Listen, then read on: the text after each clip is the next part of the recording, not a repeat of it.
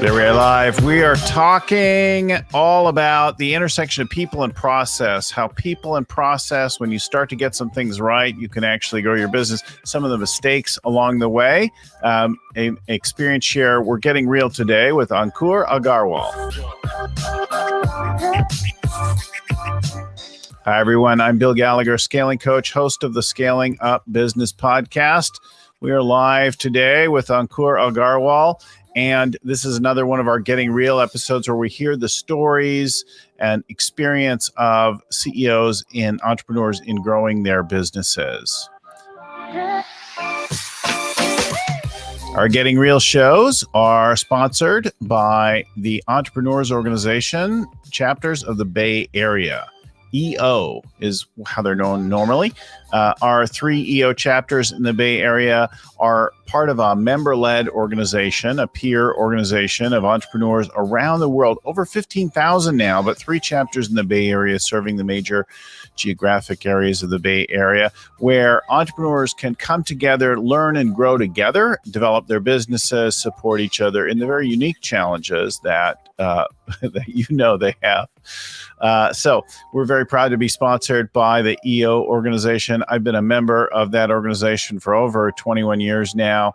I'm currently the president of one of the Bay Area chapters, and we're really glad to have them as a sponsor. If you'd like to know more about EO, the EO Entrepreneurs Organization, or to get information or to apply for membership, go to eonetwork.org and check it all out there. We'd love to have you.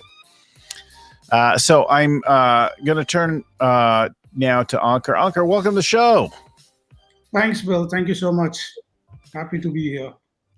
So Ankur is CEO of Clarion Technologies, a company that he co-founded in 2000 and has been going on for years now. They've got 3 state-of-the-art centers employing over 400 people and working with over 1,000 clients. He's also an angel investor and part of a variety of startups very active in the entrepreneur community, if you would say, across India, which is, of course, massive. He's an alumni of several important organizations there, the Indus Entrepreneurs, Taipune, the Indian Angel Network. He's been a member of EO and YPO, both organizations that we are closely tied to and work with a lot of members around the world. And he's a scaling up success story himself, and we're going to hear more about that today. He's been working for years with another of our coaches, a coach in India, Ajay, who has been one of the, I think, the first or local coach in the area there. And we now have several coaches. One who recently just came to our ranks after his successful entrepreneurship, and we have a couple more in the works. So we're really excited to have coaches like Ajay and CEOs like Ankur demonstrating the work of scaling up and that. So I'm so happy. Thanks for joining us today. Sure. Thank you. So tell us about the start of the business, right? Well, actually, why don't you describe the business a little bit first? Give us a picture of what you do and how you work. So Clarion Technologies is a software development company doing work for companies in the US and North America and Europe. Talk about your approach to that, what's unique about it. Give us a little description before we get into the launch of the business. Sure. So, Bill, we are an offshore software development firm based in India. Mm-hmm. The last 2 decades, we've been working with small and medium enterprises in North America and Europe to help them build their unique software products and platforms. So our offering is called vEmployee, or the virtual employee. Mm-hmm. So our clients engage us to help them build a dedicated team of software engineers in India under our supervision and management. So these engineers are dedicated and work full-time for our customers, just like their own full-time employees.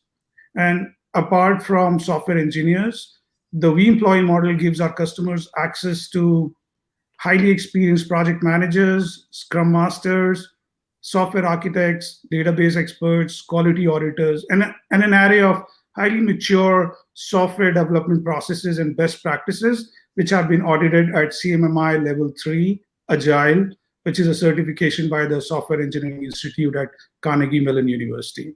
So we were a garage startup in 2002, and today we are a 400 people team spread across Bangalore, Pune, and Ahmedabad.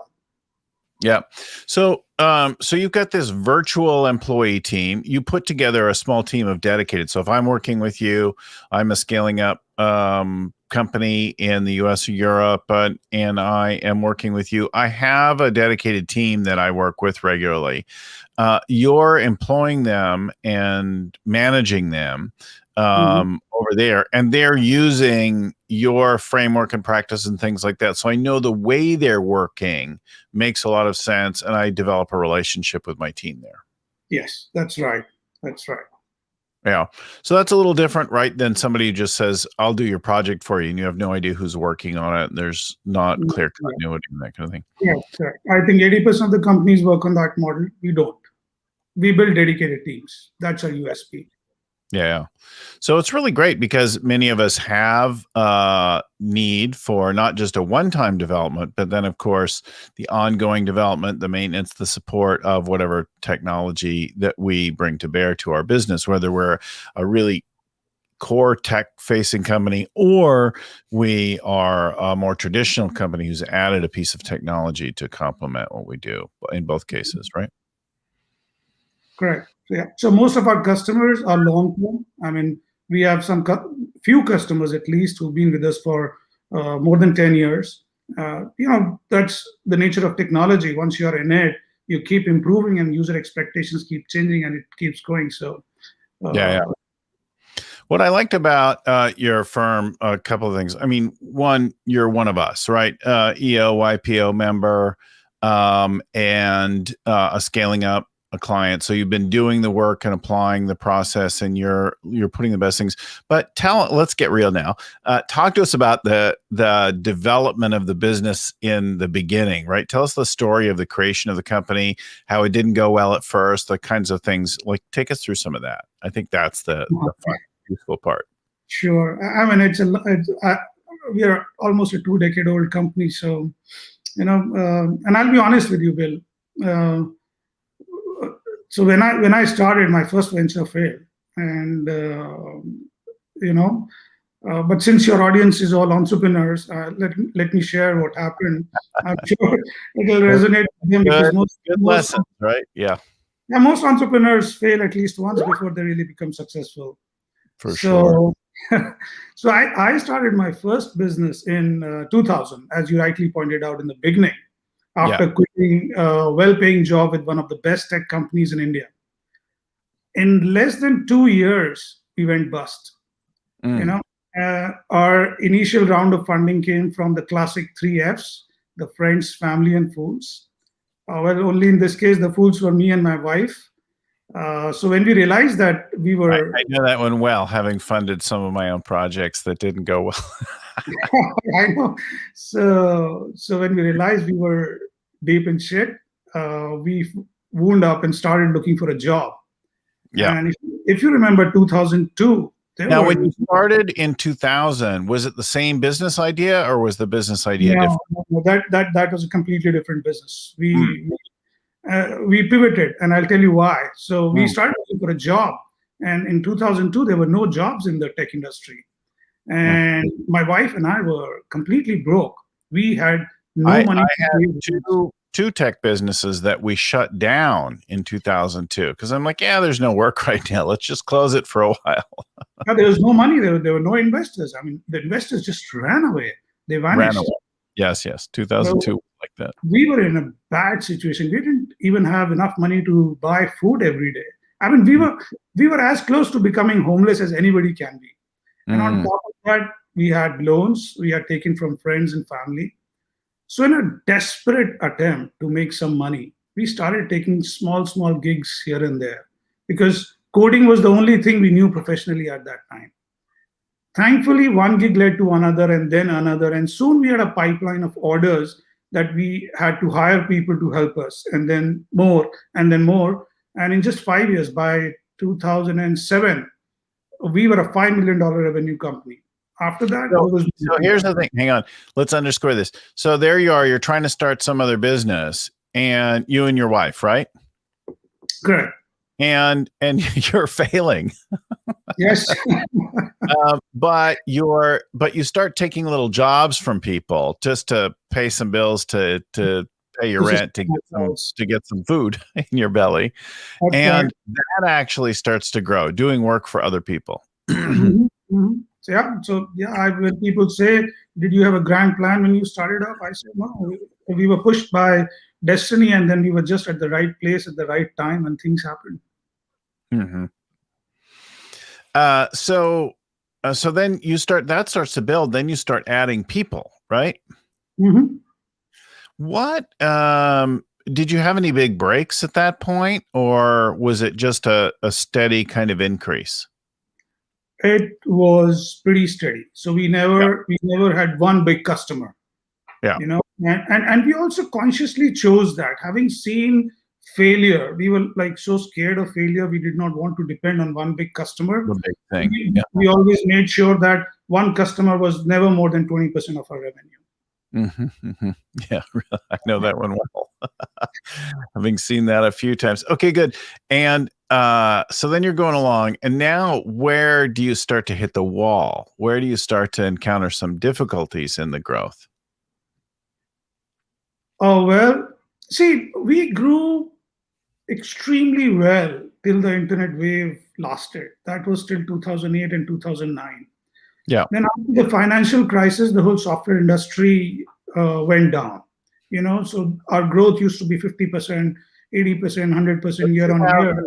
2002 to 2008 is just kind of steady growth. Then 2008, it picks up or drops. No, it drops then. No, so it drops from on an average 50% growth to an average 10% growth per annum. And that happened for almost a decade after that. Yeah. Interesting, right? And why this business? Why technology? Why tech development? What is it about this that you love? What is your passion or reason for being in this business? Or is it completely accidental? It's accidental, yes. I mean, I never planned to be in tech business because the world I grew in, had no technology. I graduated in 1998, and internet was, we were just starting to hear about internet. So, and I'm a civil engineer by education. So tech just happened. Actually, that's a long story.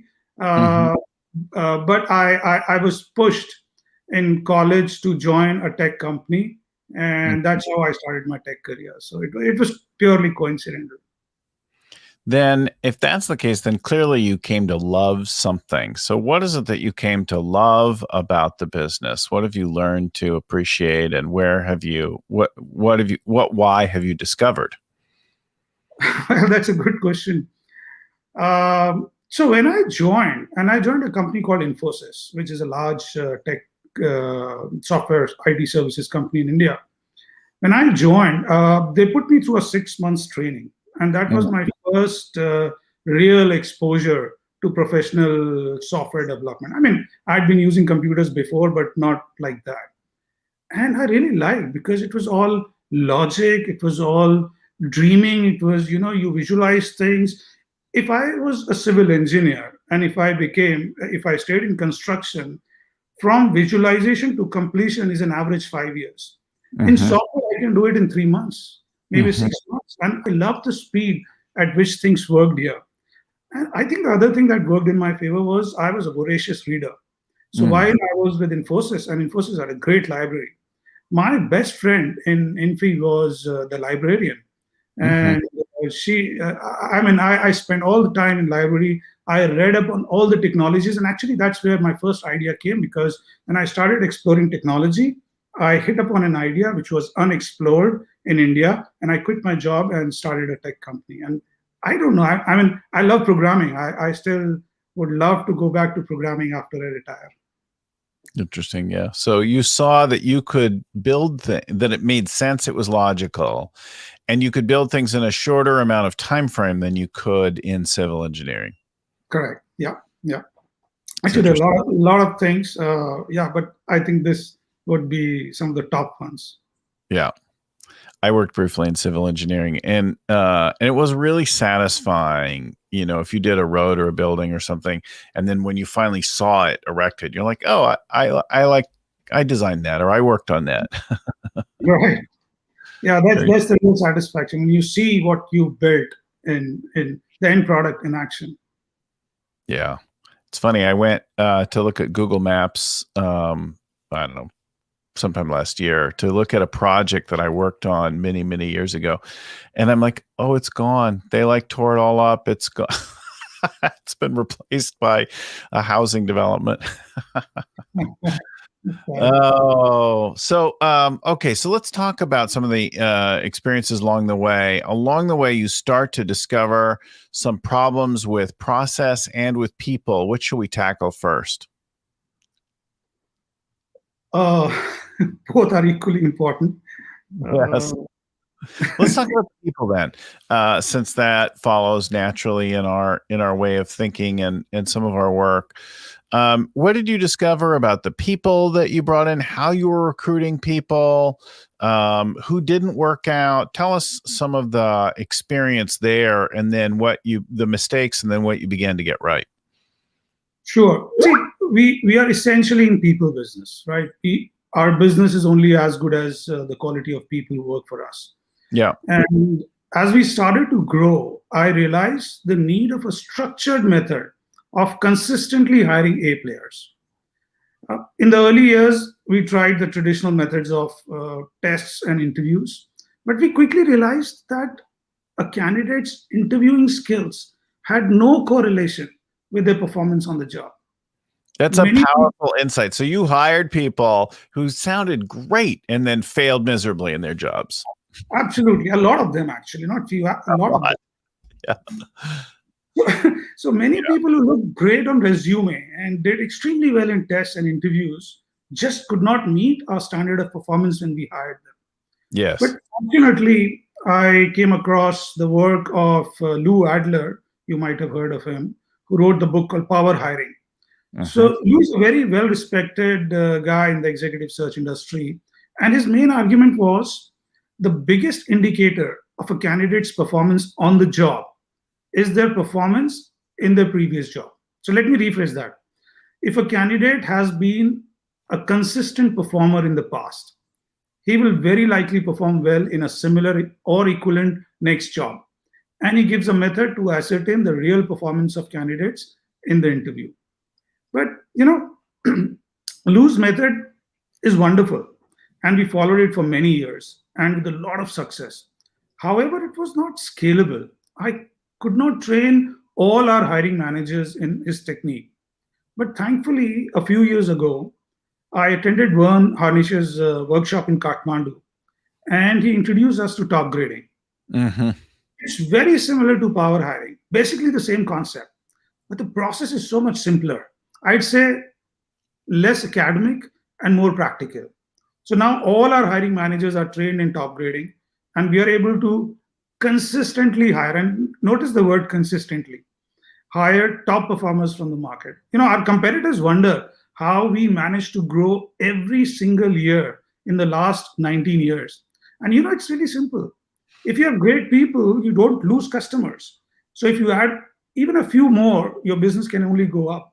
I highly recommend top grading.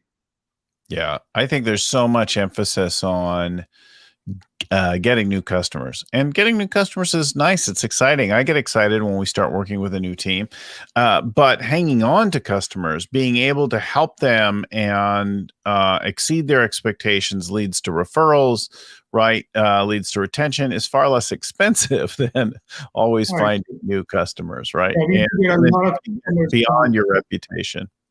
Yeah. I, we get a lot of customers through reference. Yeah. So, so you have some very bad experiences initially, right? With hiring of that original team. back in the early 2000s. How many are still with you? From our original team, I Yeah, don't have exact count. Not many, maybe 5 or 10. a handful. Yeah, yeah. But now over 400 across the company working at things, and you're using top grading concepts to Yes. hire and recruit the people. What would you say was your biggest learning in terms of engaging and managing people? I know we're going to come to that right now, right post COVID, of how we're working with people. What are you seeing there? What mistakes are you making? What breakthroughs are you having, like that? Oh, that's a lot of questions in one. So, from an employee engagement perspective, uh, well, the word before COVID was different, and the word now is completely different. And Mm, I'll tell you one of the biggest challenges that we are facing right now is employee engagement in the mhm, post-COVID world. You mhm. know, it seems work from home is here to stay. People want the comfort of staying at home, but humans need interactions with other human beings. We are social animals. Yeah, So, as an employer, we need to balance between what the employee wants and what she needs. And if we don't do something about it, it's a disaster waiting to happen. People will be depressed. And there are already reports about 20% of the workforce being already depressed because of COVID. Productivity will go down, and all sorts of bad things will start to happen. So we are working on Clarion 2.0 as we speak. I mean, today we had a meeting about that. We've been doing those meetings last few weeks, which will significantly, so the Clarion 2.0 from an employee engagement perspective will be a significantly different company from what it looks today. So our offices will be converted into fun places where employees will want to come and hang out with their peers, not to work, just to have fun.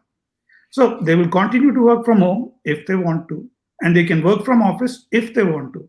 But they will have compelling reasons to come to office and meet their colleagues and build bonds, share experiences, and have fun together. I think that will also differentiate us from most other companies in the near future because people will be happier, they'll be more engaged, and overall, it's a win-win for everybody. yeah. It's interesting. It's like there's a great deal of convenience in working from home, right? I am in a home studio now. We used to have a studio in a professional office building. I moved it home. It's really nice just to go across the other side of the house and then have a meeting or do that kind of thing. On the other hand, actually seeing someone, being in person, being a new place is also nice, like getting away. So there's pros and cons to both of them. In reality, our home studio, my home office, is quieter.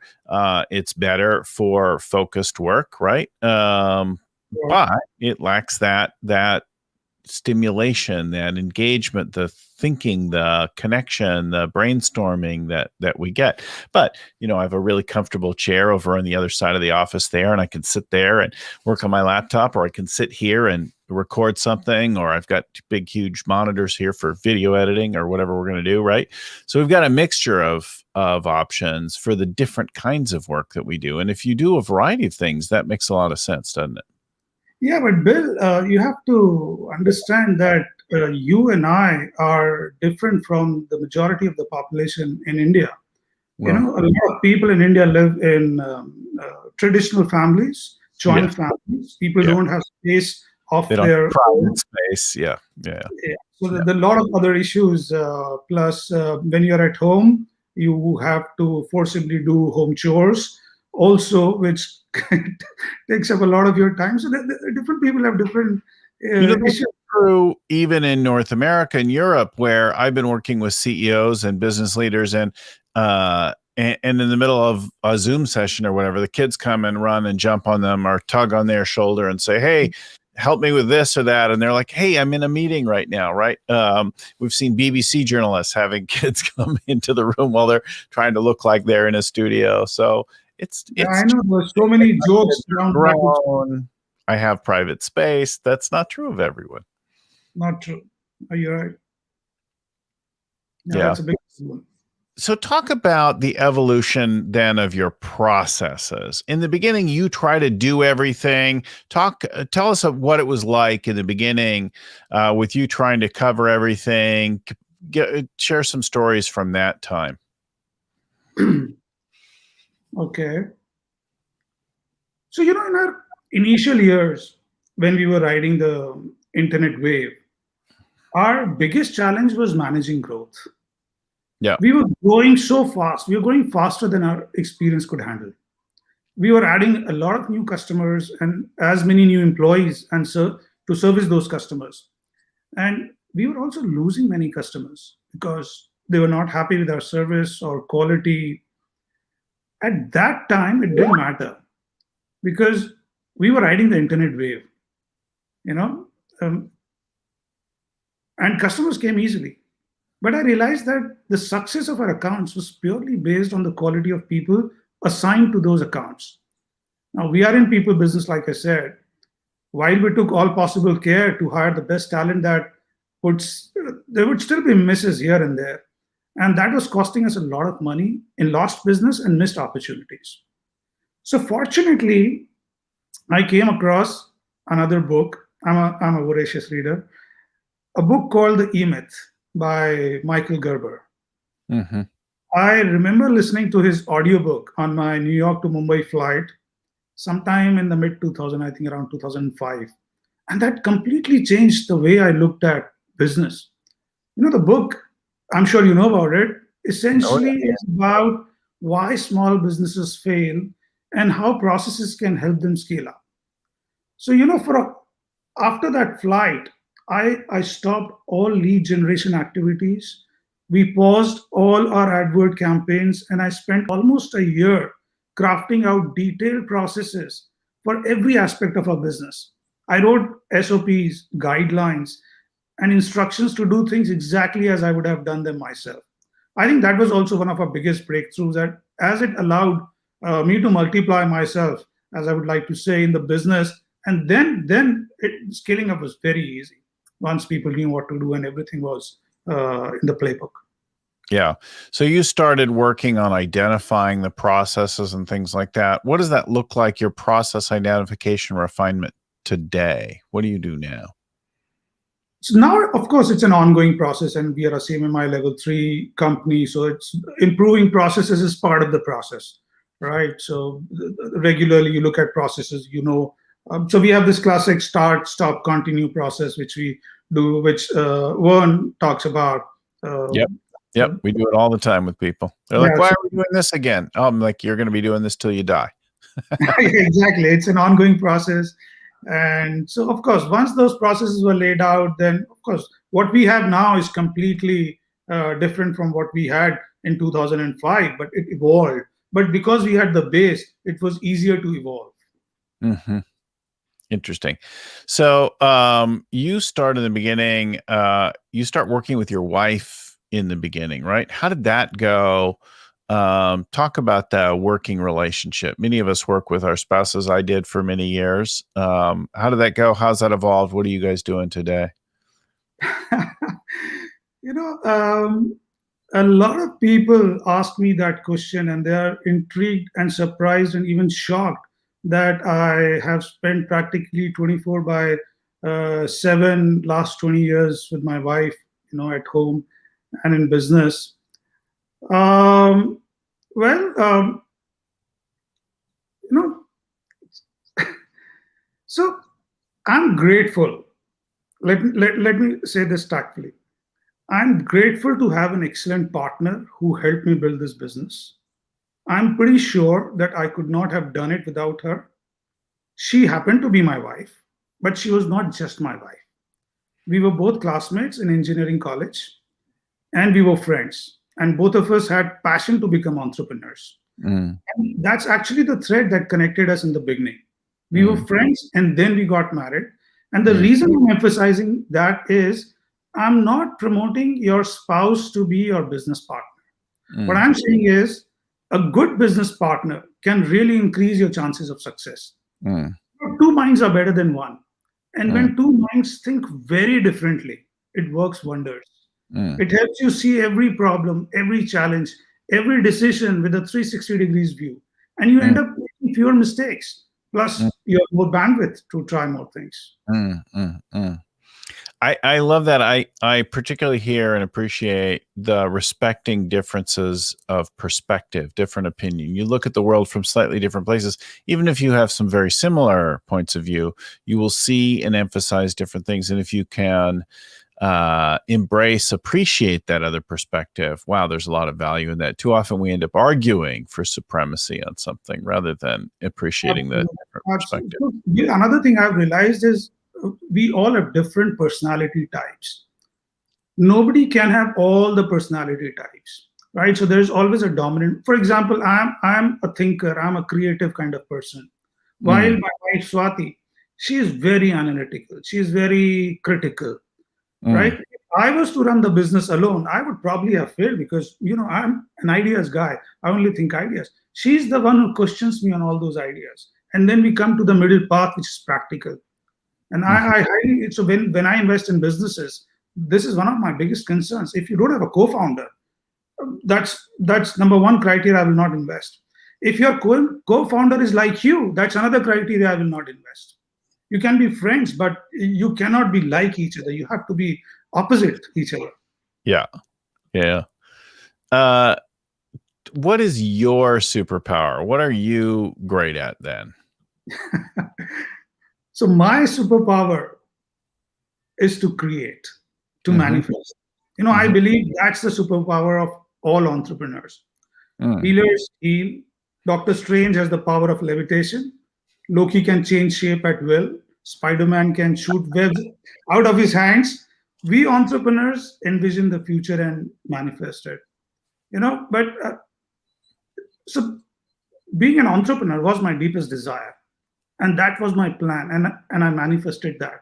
And for as long as I can remember, even as a kid in primary school, I always wanted to do something, and I did not know the word entrepreneur. Later I found out that all I wanted to be was an entrepreneur.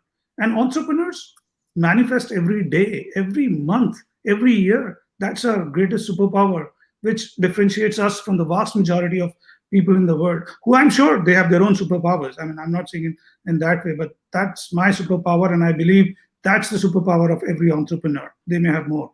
So, what's the danger? What's the Achilles heel, the kryptonite of creating, manifesting stuff all the time? What problem does that give rise to? Oh, when so it really depends on your state of mind. So, okay, I'm an optimist. My wife is a pessimist. So when things don't happen, I say, okay, let's try again. She's like, oh no, we failed. So I think if you're not an optimist, there is a danger because you're always conquering new mountains. You're always going after new goals, right? And so to manifest, you think of something which has not been achieved. So you're always running after something.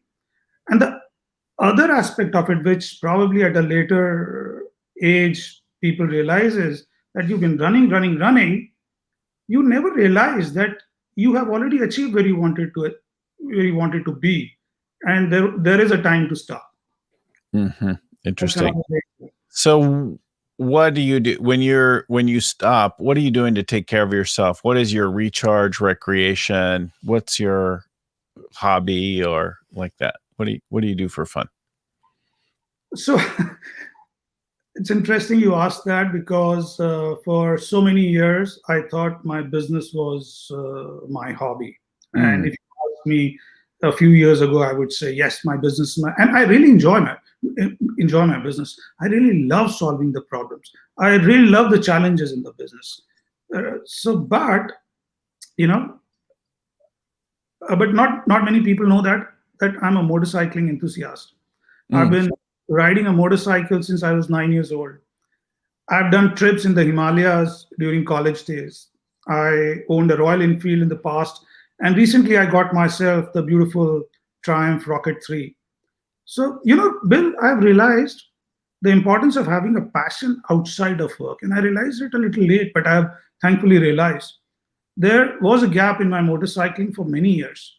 during that period, I just focused on my business. My business was my life. And that's all I thought about all the time. And I loved it. But Mhm. whenever I passed by a Harley Davidson showroom, my pulse, my heart rate increased. I would go inside and admire all the beautiful steel and chrome. And then I would come back home knowing that it wasn't practical for me to buy a bike. I just didn't have the time to ride it. Now I realize that was a mistake. I should have Mm, made that time sooner. mm, The bike has filled my life with joy I had mm, forgotten about. mm. I have many, many interests. One of them, I've had many motorcycles over the years, and I don't currently. Lately, I've been surfing, but I find that going and playing and having these kinds of things is like critically important to I agree. keeping balance, perspective. I've been a runner. I've been a triathlete. I'm a sailor. I surf lately. I've been doing Wow. this hydrofoil surfing. I had motorcycles. Like having lots of interests, I think, is really important to me. Having some interest, some other thing that gives you some balance and lets you recharge and play, I think, is critical. You don't have to have as many. That's a Absolutely. lot. I mean, I don't know as many. I spend an hour every day. Every morning, I go out on my motorcycle. I do some speed trips. I get my adrenaline rush. My mind is clear and I'm full of joy. I think that's good enough for me for now. Yeah. The company needs an insurance policy on you, though, right? I wear the full armor. I have the best helmet I could find. I have So, I'm careful. what's your BHAG or what's your big goal? What are you working on now? So I wouldn't call it a BHAG because BHAG is typically 15 to 20 years. And I don't think in the tech industry we can think that far ahead. I don't think in any industry today you can think that far ahead unless you are really a top visionary like Elon Musk or somebody like that, Jeff Bezos. Um, so our long-term goal is to develop an AI engine for augmented programming. Mm, And I believe we can significantly cut down the software development costs with the help of artificial intelligence and machine learning. And it will help us cut down on our manual efforts on programming and testing and deployment. And we are already using elements of that in our virtual employee model, but a lot more can be done in that space. So as part of this year's plan, this is our focus for next 3 to 5 years, that in next 3 to 5 years, uh, 80% of what we do manually should be done by machines.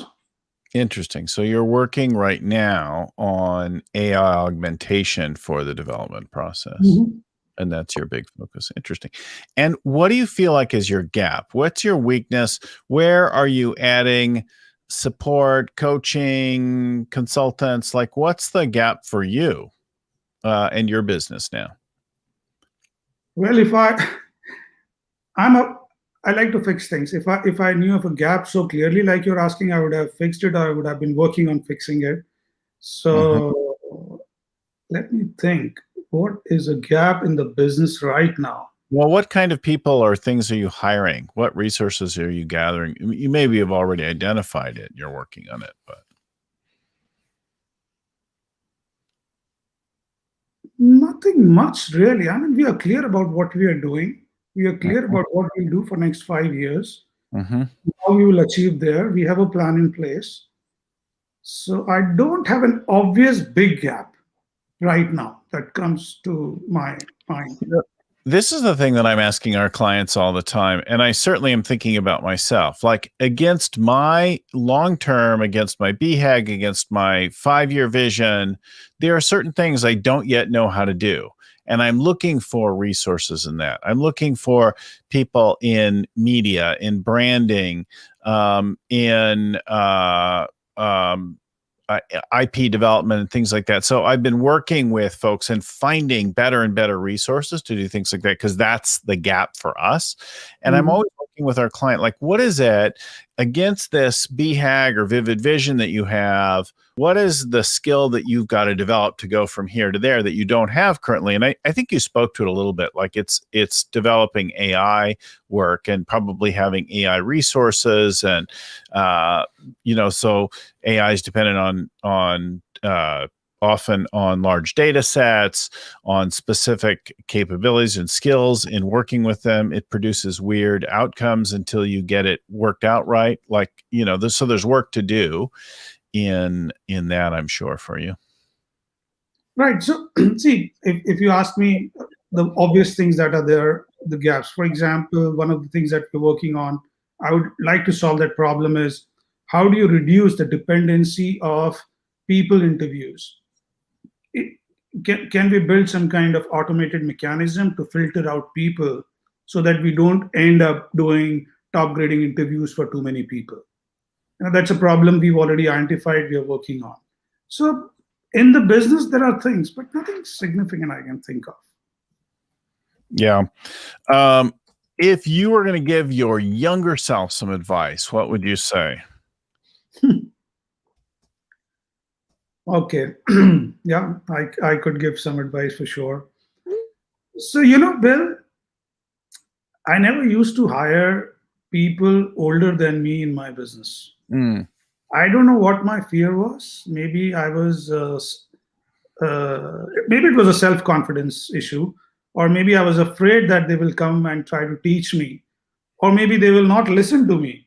But what I've realized over the years, older people bring knowledge, experience, and maturity. And that doesn't mean they don't listen to you. On the contrary, I found that employees, irrespective of their age, really respect and admire entrepreneurs who have taken the risk to follow their passion. Our strength as entrepreneurs is our risk-taking ability, and that no amount of knowledge or experience can bring. So you either have it or you don't. So if I had to give advice to my younger self, I would give him this: go out and hire the best people you can find, surround yourself with them, and have a good mix of older and younger population. Don't be afraid of people who are older than you. They will respect you for who you are and won't look down upon you in any way. And they will contribute significantly to your business because of their experiences. Yeah, I think that's a common thing, right? In the beginning, we hire people that are easy to manage, people that don't challenge us, people like that look up to us, right? Having a more diverse group can make a real difference in that over time. Hey, before we run out of time, I want to acknowledge our Getting Real episode sponsor, the Bay Area Entrepreneurs Organizations. It's a member-led organization where you can connect with peers, other entrepreneurs like yourself at all different stages of growth, and learn and grow and develop your company. We have 3 chapters in the Bay Area where I live, but we have chapters all over the world, over 15,000 members now. So there's probably someone near you as well, if you're not in the Bay Area, or San Francisco area, where I happen to be. And it's just the best place to go and connect and work with and meet and talk to other entrepreneurs. It's a super, super high value. I've been a member for I joined 22 years ago, and I'm currently president of one of the chapters in the Bay Area. So I highly recommend you check it out, eonetwork.org. It's right there on the screen if you're watching on video. And of course, it'll be in the show notes, that kind of thing, eonetwork.org. I want to encourage folks to check out, if you're looking for some support, if you're curious to learn more about Clarion Technologies, we've got a link for you. We'll put it up on the screen here, but it's bit.ly/Clarion Technology. Pardon me. bit.ly/Clarion Technology. And there's a link, an info page there. They'll get in touch with you, send you what you want to know, tell you more about the company and so on. Of course, you can find them direct to their URL as well. But that special link will let them know that you came from the show and that you've got some questions, that kind of thing, that you're from the world of scaling up. And some shout outs here are in order, of course, to Lucy, working behind the scenes to get our shows ready, produce them, get them out the door, promote it, all that kind of thing. Lucy Summers.